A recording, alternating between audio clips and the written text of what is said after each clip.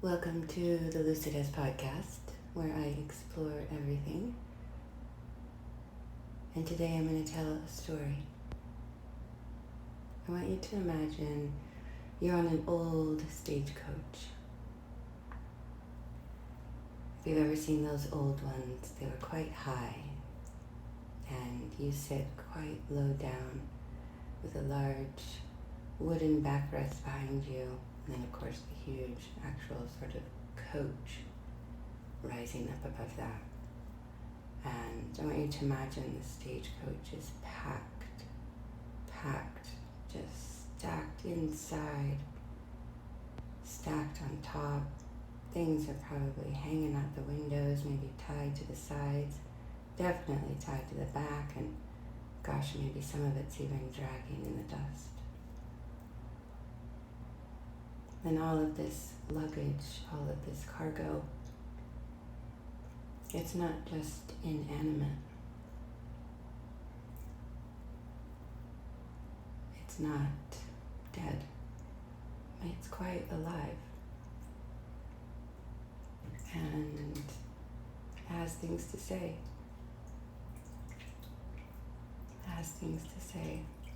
And because you're sitting there as the driver, you're somewhat forced to hear or listen, but you don't have to follow what they say.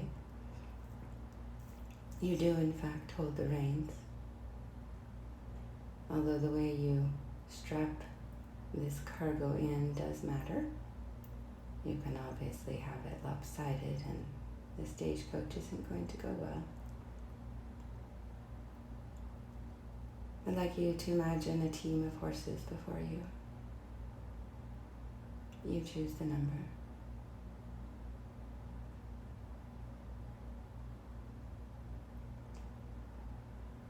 And sliding along each of their backs from the front to the one most near to you are reins. And when they get to you, they're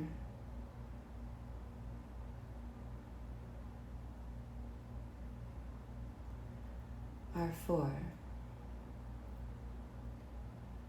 And this is when you notice sitting next to you is another person.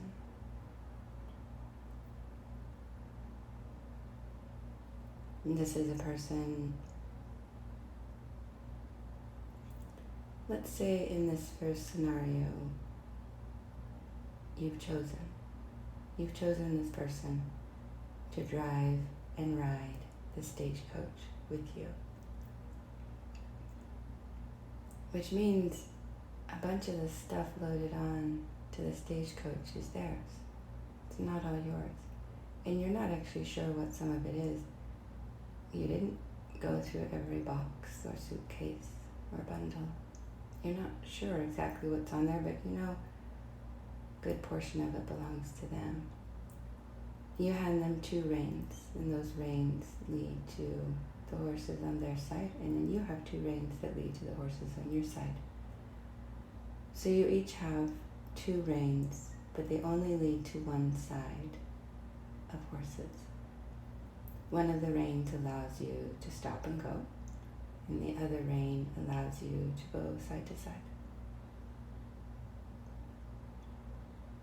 And for interest, let's say that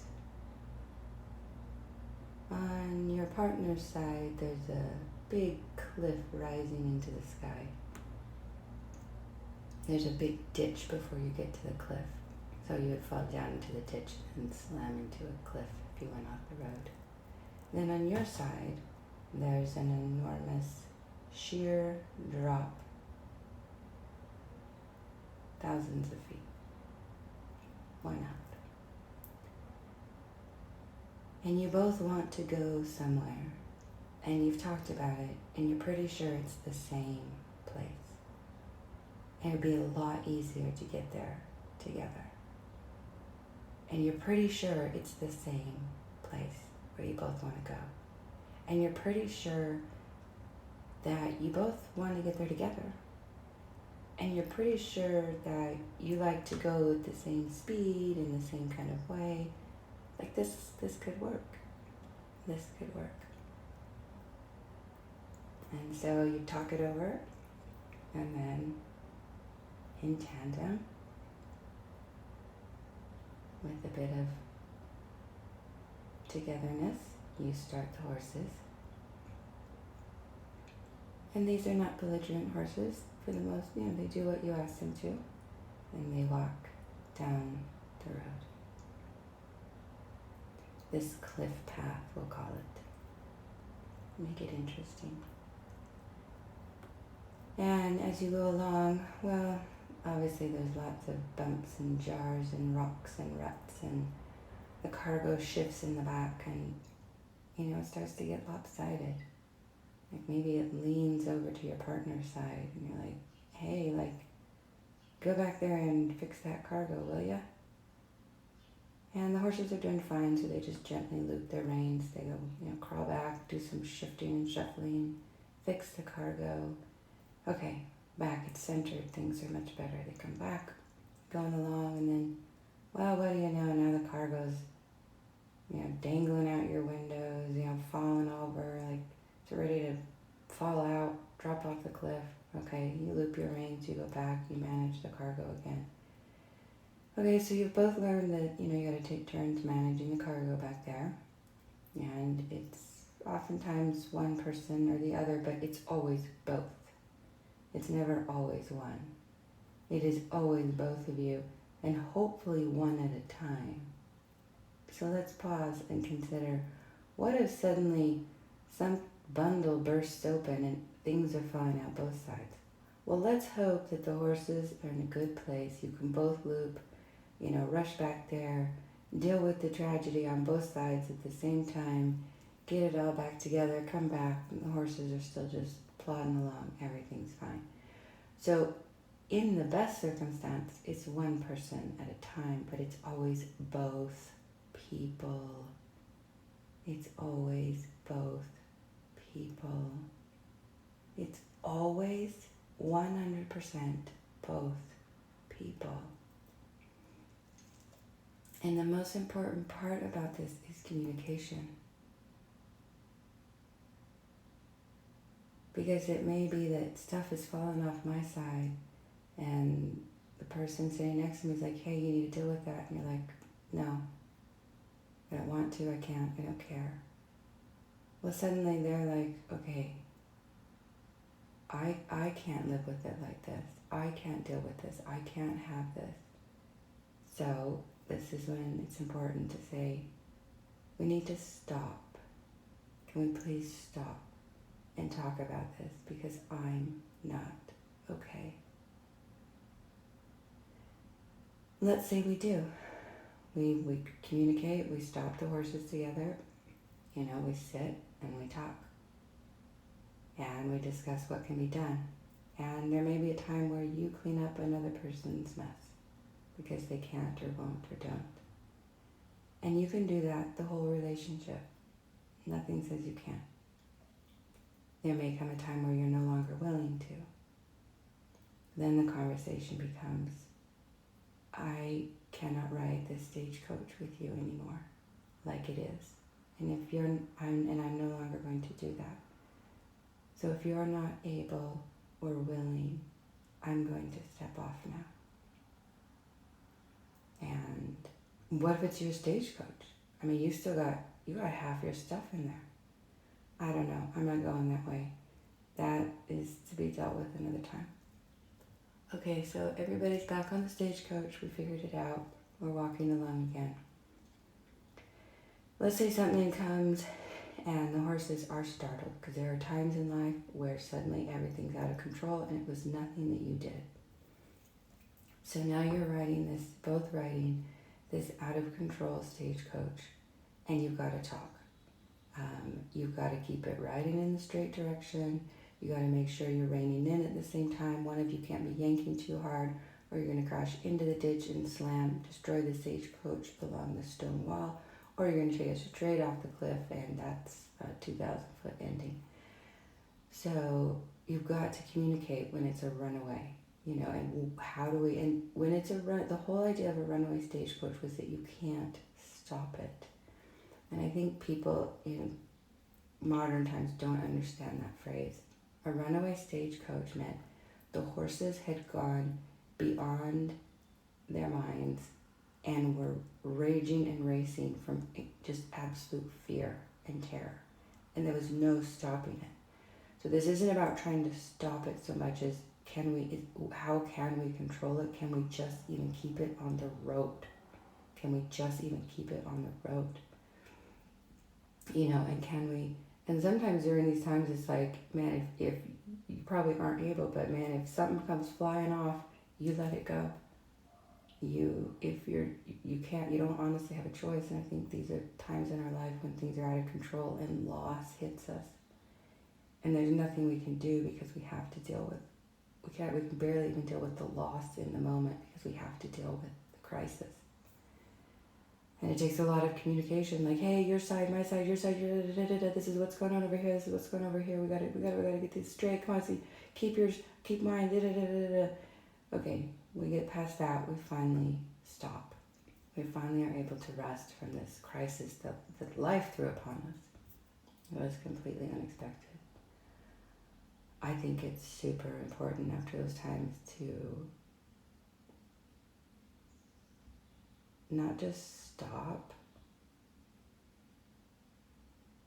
I find that I have to do like incredible, detailed analysis and summary, and this isn't like logical, but these are just the words I can find right now, and stock and touching and feeling and knowing and assessing and being with. I would probably have to check each of the horses. God, are you all still okay? What do you need? I would have to check the stagecoach. Like this, I'm sure it's a mess. Like, what was lost? Oh my gosh, that favorite thing is gone, and it's so far gone. Like it's off the cliff. It's gone. You're never seeing that again. It's not like, oh, I'll just go buy a new one. No. You're up in the desert, Rocky Mountains. You're not going to be buying anything. You've got what you've got. The loss is real. There's no fixing it. There's only accepting it. And maybe you're like, hey, we didn't pack this. Well, one, it might just need to be totally repacked again and gone through, and you may find that, you know what, there's some things we just got to get rid of. We can't keep carrying this around. Because if we go through that again, we won't survive it. Now that you know what it's like to go through a crisis with someone, it gets real fast. Like, yeah, we can't have that. That kind of baggage will kill us. It will destroy the stagecoach, us, the horse, everything. It will be our demise. Big conversations, hard conversations, honest conversations. Getting through one crisis and then being able to go on doesn't mean anything if you don't make the adjustments to survive it a second time, because it's just going to get worse the second time. The first time is kind of when you show up at your best. And then when it happens again, you're a bit worn down, and if you haven't made the changes needed and gotten rid of the baggage that really is destructive, you won't make it a second, or you might, but you won't make it a third. It will, whatever you're carrying in that cargo in that stagecoach will dictate so much about your relationship. And when I say cargo, your past, sure, and their past. I'm talking about your ancestors. I'm talking about whatever this web of life is. If there's fate, or if there's luck, or if there's destiny. If things are fated, or if it's all choice. Well, if it's all choice, then easy. Choose to get rid of it. Choose to get rid of the baggage. I don't think it's all choice. I think, who knows? Whatever. Not going there. That's not what this is about. Okay, so you survive the crisis, and let's say you do that well. And you decide, you know what, we're going to leave some things here by the side of the road because there's probably other people that could use it, and it definitely does not serve us. And again, I want to go back to you are on the stagecoach with this one other person. And you and that person need to decide what works. This isn't a societal decision. It isn't this is like, okay, everybody else may be doing this, but we can't. Or nobody else may be doing this, and we have to. Like the two of you need to figure out how to make this work, because it's the two of you. And it's got to start right there in that little unit. Like, what works for us? And it's got to work for both of you. Otherwise, that stagecoach will win the day, sadly. So you figure it out, you make some adjustments, you both feel pretty good about it, you get back on, you head on out. Okay, let's now say that no surprises, no crisis, nothing like that, but suddenly the path gets so winding and so narrow and so steep, both up and down. And the two of you have got to work as one. I mean, so tightly together. Nobody can take both the reins. It's not where we're at in this. You both have to keep your own reins. You both got to be diligent. You got to be on top of yourself, meaning this is what's going on with me. You've got to be able to communicate what's going on with you. You've got to be able to listen to what the other person is saying to you, so you can adjust as much as you can. You've got to be able to, the communication is intense. It's hard. It might be harsh, but it's got to be honest and respectful and as polite as can be, knowing that there's no room for error. This is like, we've got to steer these horses. This is not a place where they can just plod along. This is not a place, for any, it's got to be, we have to be a unit. From the tip of the first horse's nose to the tail of that stagecoach, it has got to be one unit to get through this. And I think this is where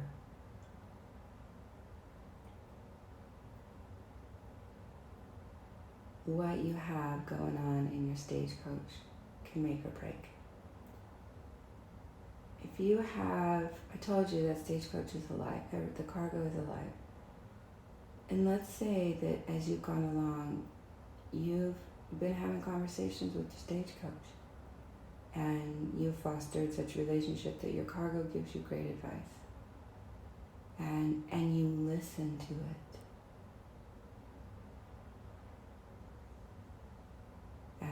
Your cargo also is able to take care of itself for the most part. It doesn't suddenly unbound itself and unwind and come apart and fling around and cause mayhem and chaos. And it's able to stay put at times like this. Yes, it still needs attention at times, but when you can't be attentive to it, it'll wait, because it knows you will, because you foster relationships with this cargo that you're carrying through life.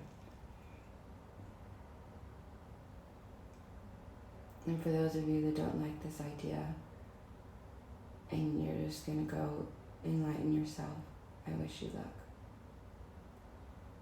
Because that path is so long, and you will meet your cargo on the way.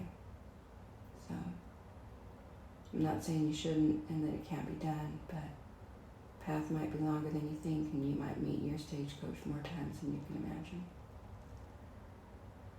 So, those are some of the hardest times, because in order for it to work well, you need more than the two of you. You truly do. First of all, you both need to believe in this common goal that you have of getting somewhere. I can't even say you need to believe in each other, because you absolutely won't. There are 100% times where you will not believe in your partner. You're like, you are the biggest idiot I've ever met. I can't believe I chose you. Fine. I'm not saying you need to believe in them, but you better believe in your goal. And you better have some guides or somebody in that stagecoach that's going to keep you focused and centered through these hard times. It's going to keep you decent and responsible and thoughtful. It's going to keep you on the path that you know you want to be on, regardless of what your partner is doing. Your partner may absolutely lose it and go batshit crazy during one of these times. And you literally have to try to figure out how to just work your side of the horses to get this thing to happen, and hope the other side will respond. And then there are times when you are going to go batshit crazy.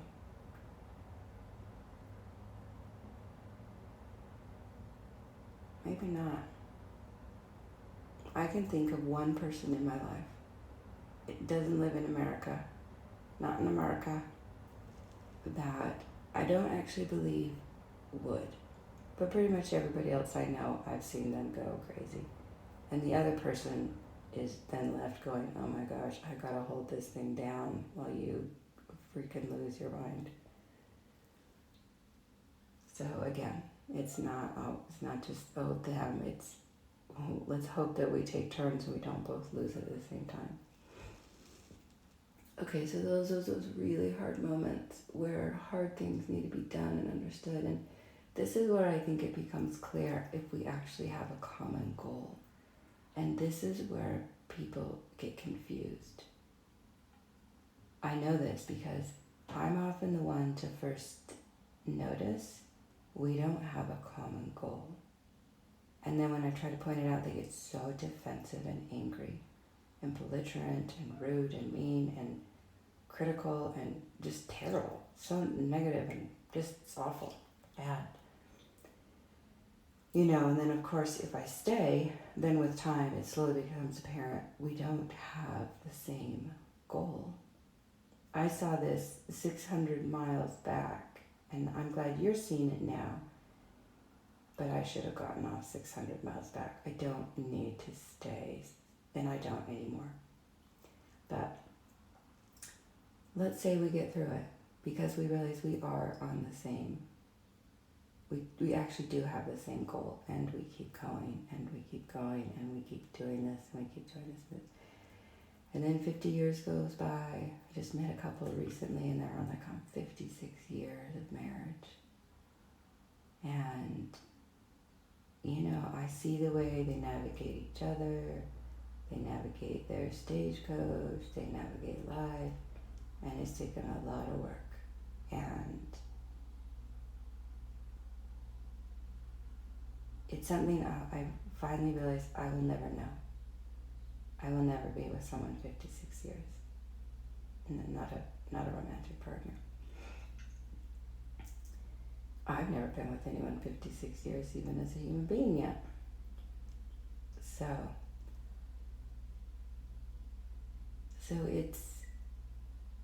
it's a thing that can work, and it takes work, constant, because you don't know when life is going to throw you a crisis, or when one of you is going to lose it, or when the stagecoach cargo is going to go crazy, and suddenly something's got to be dealt with. But, so there it is, someone you chose. Now let's say you get along there and you come to one of those places where you realize we don't want the same thing. You keep trying to drive this thing into the ditch or even off the cliff while I'm trying to keep it centered. You say you want it, but you keep trying to drive it into a ditch or off the cliff. I mean, look at your behaviors. And no, you may not be able to do any more than you're doing. I'm not saying this is that you're lying or whatever, but you're, the words willing and able. You may be willing to go on this journey with me, but you are not able to go on this journey with me.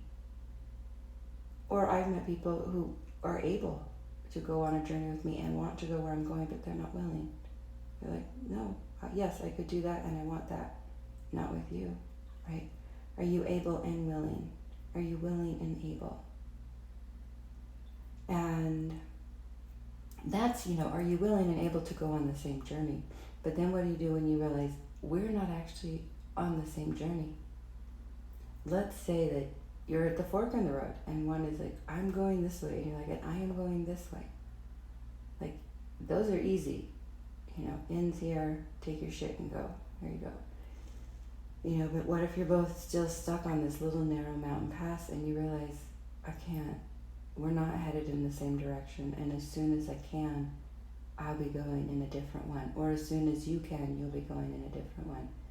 And so on this tiny little mountain pass, we have to somehow divvy up this wreckage.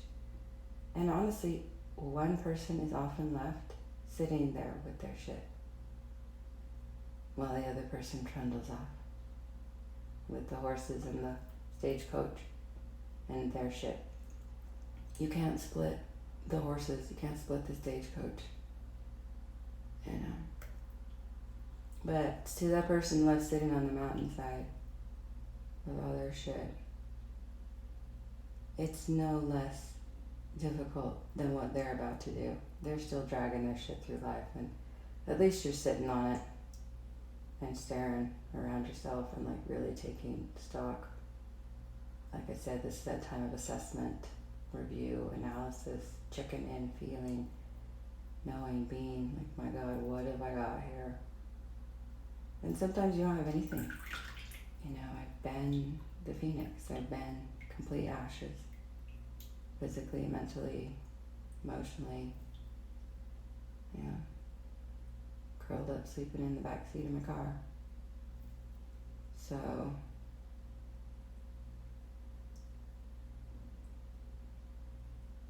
I can't say that the person that got to trundle off with their stagecoach is any better, but I do have to say, having been extremely poor, money doesn't, it may not help, but it also doesn't hurt. It also doesn't hurt. I mean, it at some level, it's whatever, but no money is not the way to, it's also not super beneficial. Being destitute does not suddenly make everything sacred. Okay, so there you are on a stagecoach with someone you chose, and this is what it's like. I mean, you only have half the reins. You only have some control. I was going to say there may be a time where something happens with the other person and you do have all the reins and you drive it for a while, but that is unsustainable. One person can't do that and they will burn out.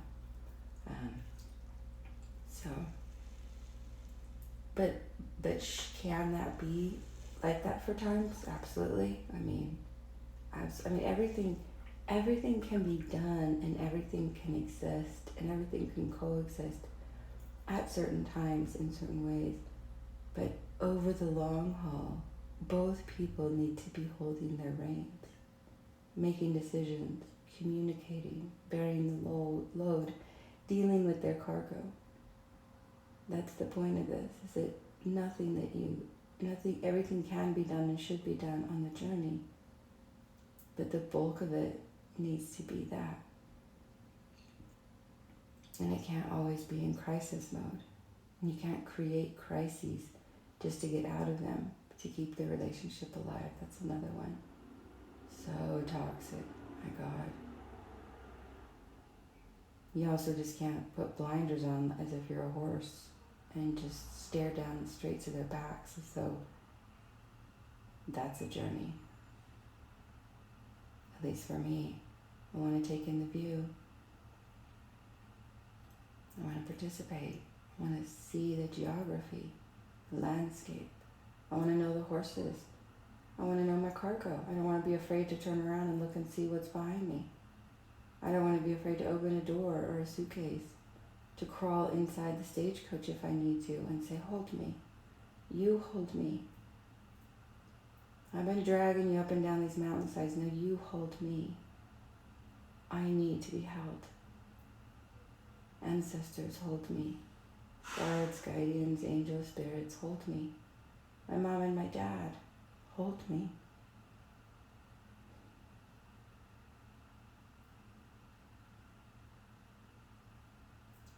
When I say that all things are possible on this journey, I truly believe that.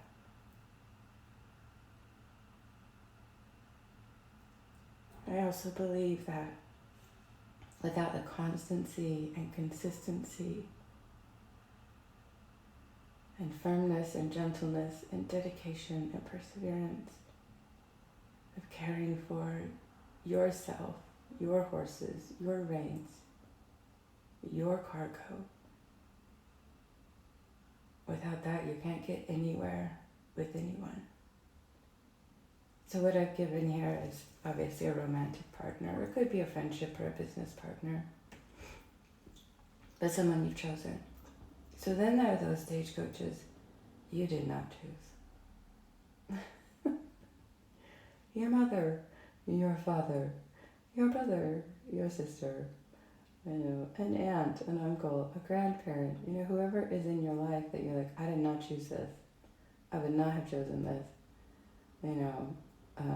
And there's nothing you can do. Like, the bond of family is just there.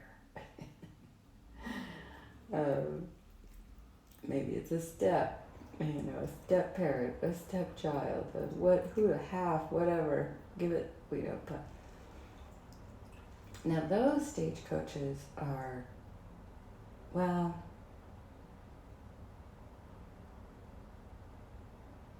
they're the best and the worst, I guess. They're the worst because you can behave your absolute worst. Because you fucking died to each other. And people behave their worst, absolutely. But it's also the best because you're fucking tied to each other. And so if you do ever figure some shit out, you've been through it all together. And when I say you've been through it all together, I mean, like, our DNA is alive. It's living, breathing.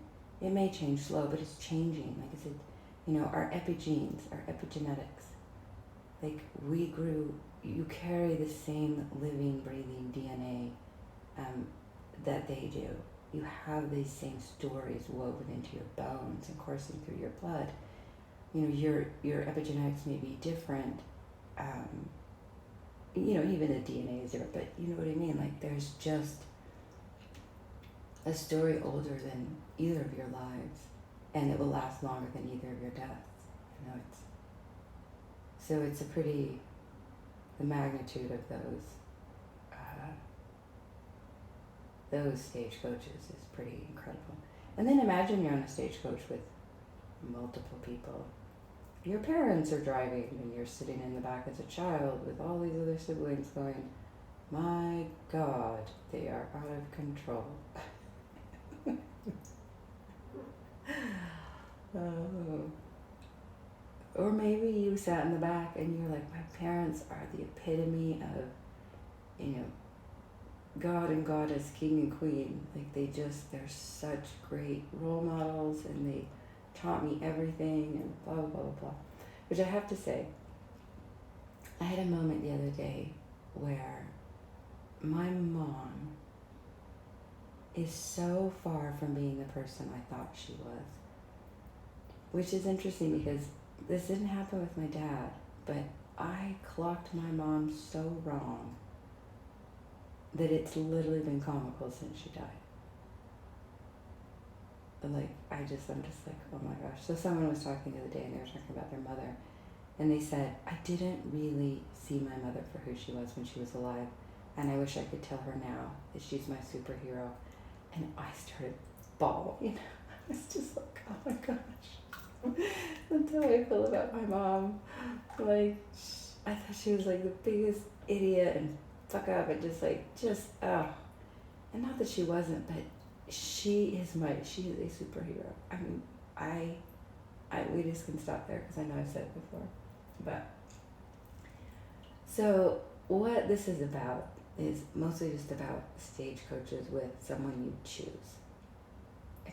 I wanted to give what I think is a pretty interesting analogy. And I left out all the good parts, all the parts where the trail is just going through this beautiful, lush forest, or maybe down by a trail along, near the ocean. Or and the horses are well fed and well mannered, and neither of you need to hold the reins. You're just looped over the bar, and you're just leaning back, enjoying each other and life. I mean, those moments exist.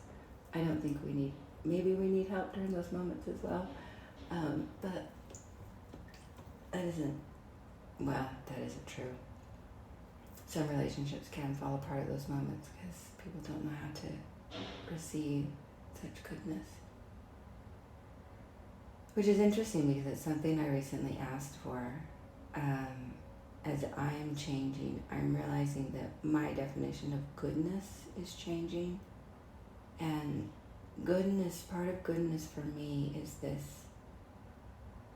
a kindness, an honoring, a seeing, presencing.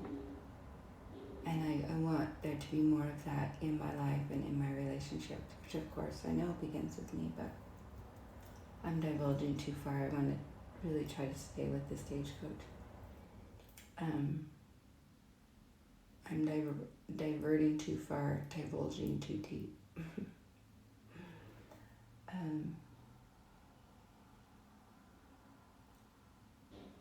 just wanted to offer sort of a living, breathing analogy of what it's like to choose someone, what it takes to stay in relationship and to make it work, and what it takes, first of all, is communication. And maybe right above that is patience. And above that is acceptance. And above that is tolerance. Above that is honesty with yourself, honesty with the other.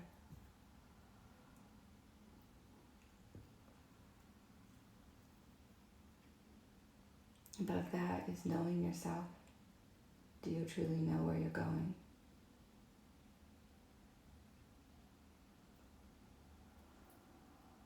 And I would say, no, I don't. I don't know if I ever will. And I feel like that's how my life has always been and always will be. But I feel like I could say that to someone now. I could say, this is where I feel like I want to go, and this is where I feel like I'm headed. But I can't guarantee that's actually where I'm going, or that's actually where I'll go, because life is constantly changing, and my life hasn't been one of, straight lines and stability.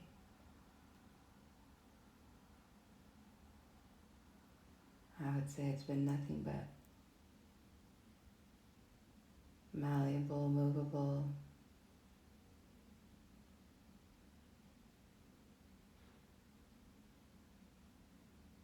twists and turns and unseen changes. And for a time it was crises after crises after crises, like it was like a flood. They were just unending, just crises after crises. Someone asked me the other day, she was like, how have you been doing? I said, oh my gosh, like there's really nothing going on in my life right now.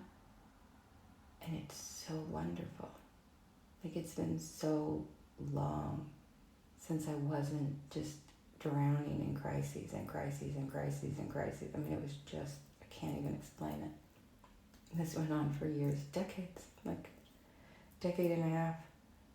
It was just crisis mode.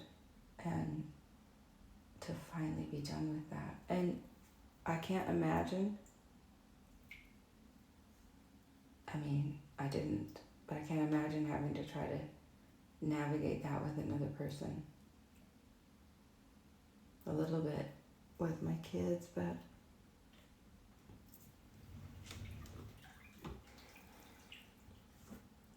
as close as they were to it, they were still quite a bit removed.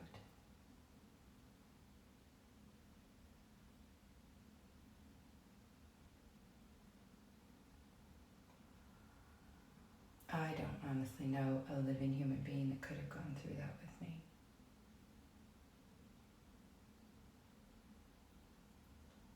I just think sometimes there are things you have to do alone.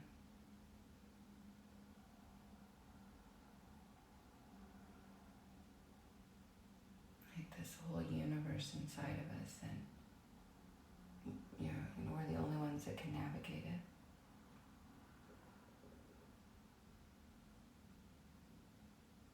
It sure is nice though to have people support when they can, how they can, if they can. But I think when someone's on that deep internal journey, it can be scary to watch, it can be scary to see, it can be, I think so many people pull away because they just do not understand and are probably terrified of their own. And I have to say, when I kind of see people, I'm like, oh, I think they might be, traversing their inner universe.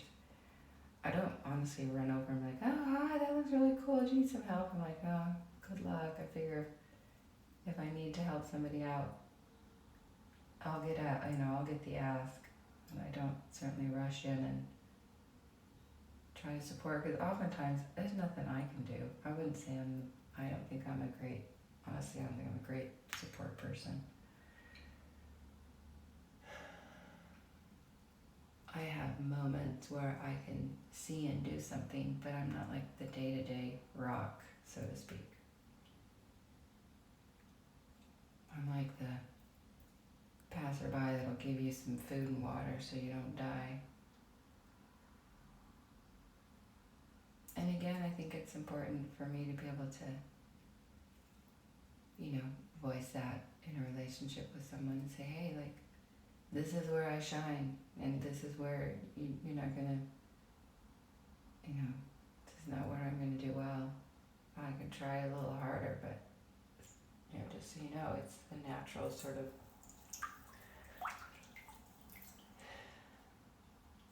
of a low spot for me. I was gonna say a deficiency, but it's a low spot.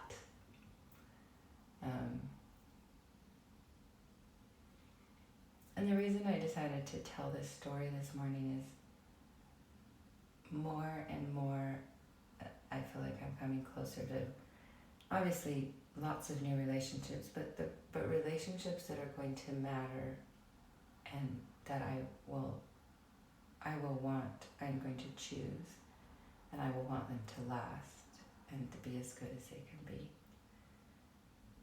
Whether that's friendships or work partnerships or romance or,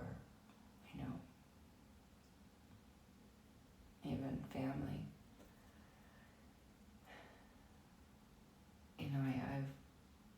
These things like this, these sort of living, breathing analogies help me and it really comes from stories. And I would say it was Martin Prechtel when I was going to his school, and he would tell stories, and they were alive in me, and they lived in me, and I would lay down at night, and the story would come alive, and I would have these dreams, and in the living story, I would learn, and it would show me things, and I would experience things, and then I'd wake up in the morning, and I felt like a different person. I was like, my God, I was like on this, it's just a dream, but I was on this enormous journey inside of the story, and I learned and I experienced all these things. It wasn't a learning, it was an experiencing. These stories were alive, and they allowed me to experience things, and so suddenly the whole world had changed because of this experience. And then my friend who gave me Women Who Run with the Wolves, and I started reading those stories, and as they came alive, and I was able to, experience through them certain things about life, but then also when I was in life experiencing things, I realized, oh, I'm in the story, and this is where I am in the story. And then once I understood where I was in the story, I could be like, okay, well, what did she have to learn or do to move forward? How do I finish this story so I don't just sit and cycle around in it? So that book was enormously helpful. But I have to say, I want to give due where there is love. Because the first time I read this story, I was sitting in the backyard of the home where I had raised my children. And to this day, it is, if there is a home on this planet, it is that home. I lived there for 12, 13, 14 years, I'm not quite sure. And it's where the bulk of where I raised my kids, the years where I was raising my kids. I had my business. It was a very fruitful time of life. And in the backyard, I had a garden, and I would grow a garden every summer. And it was always, anything that would go in salsa: tomatoes, tomatillos, onions, peppers. Sometimes, a few other things, but that was the majority of it, because I love salsa, homemade garden salsa. So I'm in the backyard, and I had been given a little handful of seeds from Martin Prechtel, who was going to the school, and they were corn seeds, and they were the blue and white corn, this old blue and white corn from Mexico that made its way up into what is now New Mexico. And I was told to plant my soul in the ground. So I went home, and I was getting ready to plant, and someone who also went to the school and had said, I can't remember who said, Martine told us to read this story while we did it. But anyway, it was a planting story. So you're supposed to read this story out loud to the earth and to the seeds before and as you plant them.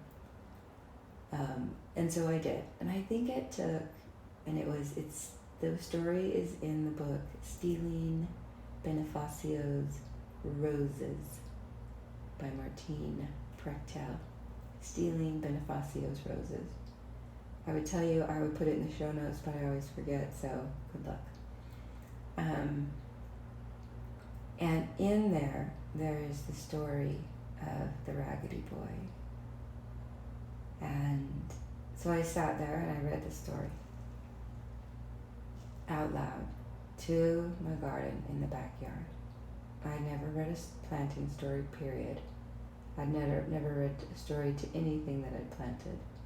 And here I'm holding this handful of blue and white corn seeds. They're actually ivory and sort of like indigo. Ivory and indigo, they're so gorgeous. These corn seeds. And by the time I got to the end, I realized, and I don't know, it might only take 2 hours, maybe it took 3 hours, I don't remember how long it took, but it was not like a little 20-minute story, it's a good bit. And by the time I got to the end, I felt like my soul was in the earth below me, and I had literally planted my soul, and I was thinking, this is the most bizarre thing I've ever done, and I was just weeping, and I didn't even know why. And I planted the corn, and I went out every day, multiple times a day, and I would just stare at the earth, and I was terrified. Nothing would come up. And I remember the first day, I saw these tiny little green specks, and I wept. And I understood what it meant to plant, to be a seed, like the courage to be deep in the ground where it's dark and you don't know what's going to happen, but you have to break out of this mold, break out of this shell, and you have to rise up even as you root down, and that once you do that, you will never move. Like, plants don't get to walk away when it gets hard. And I know that was my first lesson from the plants about what it means to stay. That when it gets hard, when the wind blows, when someone crushes you, when the storms come, you have to stay and you have to do your best. And you might not live, but you don't get to walk away. There's no walking away for a plant.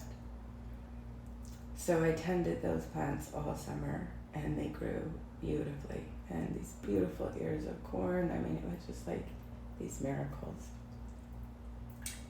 It's funny to me as I'm saying this because I then shared corn seeds with some people and invited them to plant. I don't think I even told them about the story, or if I did, I don't personally know anyone that's read the story to their corn seeds that I shared it with. And people did grow corn.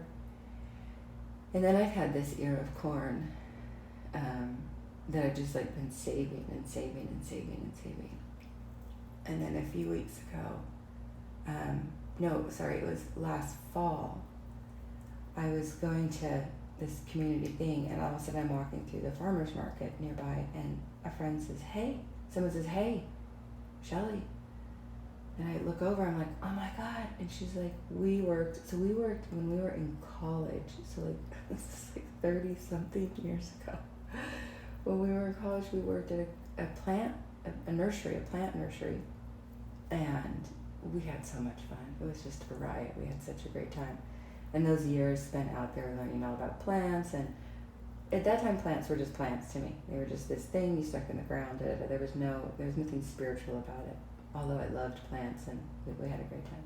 So we chatted, and we were like, yeah, we're going to get together again. And we just never did. And then, bless her heart, she reached out to me again this spring. She's like, hey, you should come see my garden. I'm like, I'd love to. So we finally connected this spring. And I went over and a few times, and it was just lovely. And then suddenly I thought one day, I was like, wait, I have that corn. So I went downstairs and I looked at this last ear of corn, and I was like, it's like, you're supposed to plant it within 10 years, I think. And I was like, it's not an exact date, but I was like, it needs to get in the ground. I don't have anywhere to plant it. I have this dear friend who, she loves to garden. And she doesn't, I garden because I love to eat it. She just loves to garden. She loves plants, she loves gardens, and I thought, here's this woman she has a huge garden, and she has space. And so I asked her, I said, would you be interested in planting some of this? She's like, I'd love to. I've never planted this kind of corn that you grind and blah, blah, blah, blah. So I went up one evening, we roll the kernels off the cob, we plant them in the earth, and then she goes out of town. And I get really busy, don't think too much about it, and she goes back in town. And I haven't been able to get up, so it's probably been 3 weeks. So she sent me a picture, and the corn is so beautiful. And because I was like, I don't even know if it's gonna come up. I thought, I don't know, it's been so long. Everything looks kind of like shriveled and dried, and I was like, I don't know. And I told her, I said, I don't even know if it's gonna grow. It's been so, I just don't know. I swear to God, every single one of them grew. We planted. It's just this lush, gorgeous, these 2 long rows of corn. And I feel like I'm planting my soul again. We didn't read the story. I told her about it. I was like, yeah, you normally read the story, and da-da-da-da. And she's just like, that's just so cool. And she's not quite like, let's read the story. I don't think she's that kind of person. She's much more pragmatic than I am. But which is totally fine. She's an absolute wonder and delight. So here I am planting corn again. Which is funny. I feel like I planted it last time because I had to go down into the underworld, and I've spent the last 15 years there. And this time when I planted it, I feel like I planted it so I could rise up into the light. And if you think about it, a plant does both. And I think we need to learn how to do both. And I don't know that people value there's so much stigma around going into the darkness and being lost and being in pain and being confused and being somewhat crazy and being, all the things that happen down there in the darkness, in the depths of the soul. They're not accepted. They're not rejoiced. They're not celebrated. Which is sad because I wouldn't be here today planting seeds in the ground so I could rise up into the light unless I knew how to grow roots down into the darkness, unless I knew the cargo that's in my stagecoach. Those are my roots. If I don't know how to grow my roots deep in the earth, if I don't know what is in my freaking stagecoach, if I don't know what I'm carrying, if I don't know my roots, and I'm not saying you have to be able to trace your lineage. Some of us, for whatever reason, you might not be able to. You don't have to. You can sit in a quiet room and find your roots. Like, they will make themselves known. Trust me. They're all yelling at you. If you're not listening, they are yelling. And if they're not yelling, then they don't dare. And then it's time to get some, what were those things called? I don't know if it's deaf, or people that were hard of hearing. They would put those big reverse megaphones in their ears so they could hear. You need to get some of those. Get a stethoscope. Try to find your own heartbeat of your soul. So, there's lots of ways, but if you can't send your roots deep, you're never going to be able to rise up and maintain. I think we've all seen people rise up and fall apart. But if you want to rise up and stand up, wow, it's another story altogether.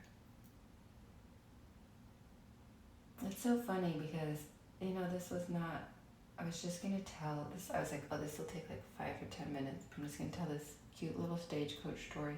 I hadn't even thought how it was going to go. I literally started telling it in my head, and something said, just say it out loud and just share it. I was like, it's going to be like a 3-minute podcast. Fine, it'll be a 3-minute podcast. So I was going to do a 3-minute podcast. I have no idea what time it is or how long it's been. But that Stagecoach story went longer than I thought. And then how the hell I got to corn, I don't even know, but it seemed like such an important thing. Oh, something about the living story. Oh, I'm finding my way back. Raggedy Boy. The toe bone and the tooth. The toe bone and the tooth. That's the name of the story. Raggedy Boy is in the story, but the story is called The Toe Bone and the Tooth. It is an ancient Mayan story. It's a planting story. And it is, I'm sure it's lots of places. It does not belong to Martin Prechtel. But it is, he shares it in a book he wrote called Stealing Benfacios Roses. And if you have ever wanted to plant a seed in the earth, or if you plant seeds in the earth, or if you feel like it is time for you to plant your feet in the earth or your soul in the ground, I suggest you read the story. And if you can get your hands on some ancient seeds, any ancient seeds, I suggest you read it to those seeds and put them in the earth and see what happens.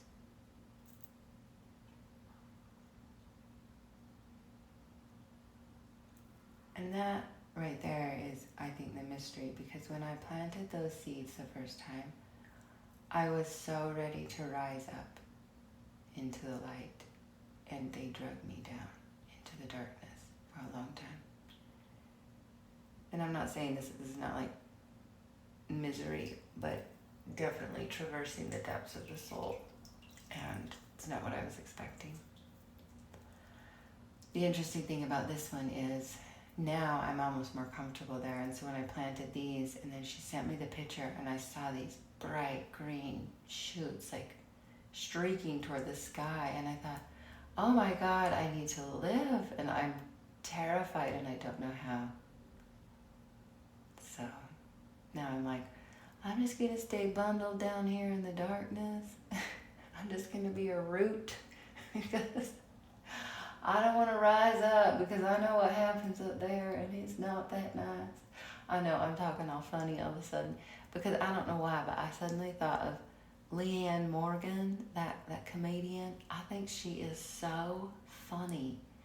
And her accent is like, it's almost like it's not real.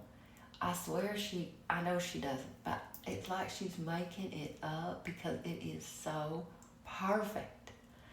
And I saw her on this little bit just last night, and I could hear her now saying, I am out there in my heels, and I'm trying to plant these, and that Mr. So-and-so, whoever she calls her husband by his first name, Mr. So-and-so, comes out and tells me da da da da. I mean, she's just so funny. She captures so much about wifehood and motherhood and womanhood. It's just so funny. And obviously in this life I have been those things, and so I don't know why I just suddenly, because this ivory and indigo corn is nothing to do with that deep south. It is Spanish. It's not Spanish, sorry, it's Mexico, it's Mayan, it's Aztec, it's whatever, I don't know. It comes from the freaking earth somewhere in the Americas. Corn is from the Americas, I do know that. Oh, good Lord, I don't know where I've been or how I got here, but here we are. And it all started because I had this idea of when I have relationships again, what is a story I can use to help me navigate through the hard times and to know what to do when I don't know what to do. Looking for signposts or listening for messages or remaining patient and strong and firm and knowing that this crisis came out of nowhere and it will pass and we will get through it, and then we will stop and we will make assessments and, review where we are and what we're doing. Or this is a pretty crappy time and they're not pulling their load. I can take it right now. Or this crappy time, they're not pulling their load and I'm not taking it on again. Or it's a really crappy time, I am not pulling my load. I'm so grateful that they are, and I'm going to tell them, I'm sorry, I'm not pulling my load right now. Please just hang in there. I'm going to get back to you as soon as I can. What is a story I can use when I get lost in my own life, in my own head, in my own relationships, to help keep me moving toward the goal? What is the goal of a relationship? That's the first thing I'd ask. What is your common goal? If your common goal is to get married, that's okay. And then, that's like 1/1,000,000% of the time of the relationship. Okay, you're married. Right, what's your goal? To have kids? Okay, well now you gave birth to a child, but now what?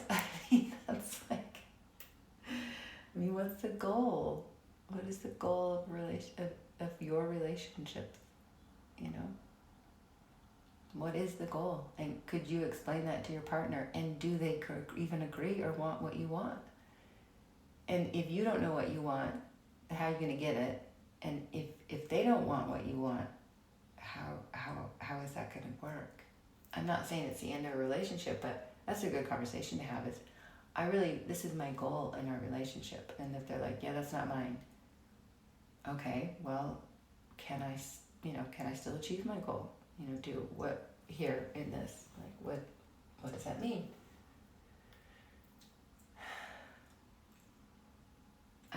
Relationships are everything. We have a relationship with everything. Life is literally a relationship and relationships. We have relationship with ourselves, with our body, with our mind, with our soul, with our emotions. We have a relationship with people. We have a relationship with the earth, with the elements. You have a relationship with your home. You have a relationship with mirrors.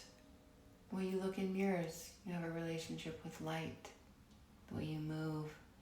What lights do you turn on and off? What are they made of? You have a relationship with the sun and the moon. And then your relationship, maybe that it's a shitty one and you don't even have one with them. It's fine, well, that's a relationship. Right? You have relationships. Whatever, however it may be. We are constantly relating in this realm. I think that's, if you said, what is the overarching thing about this realm? I'd say it's a realm of relating, constantly relating to everything. And not relating is a type of relating. So, good Lord, I can't wait to see how long this thing went, my 3-minute my 3-minute podcast. I guess it's a good thing it's a lazy Saturday morning. Alright, that's enough. You all take care.